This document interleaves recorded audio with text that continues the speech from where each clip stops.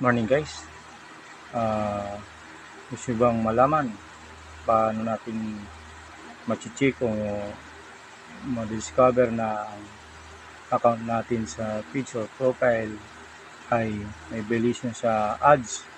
Tara, tingnan natin po. Una guys, pumunta tayo sa ating Facebook profile. I-click yung tatlong go ahead. Then pagka-click po nyo, makikita nyo po yung arrow na yan na tuturo yung dashboard. Kasi makikita pagka-click ng dashboard, i-scroll down lang natin pababa at makikita natin Ad Center.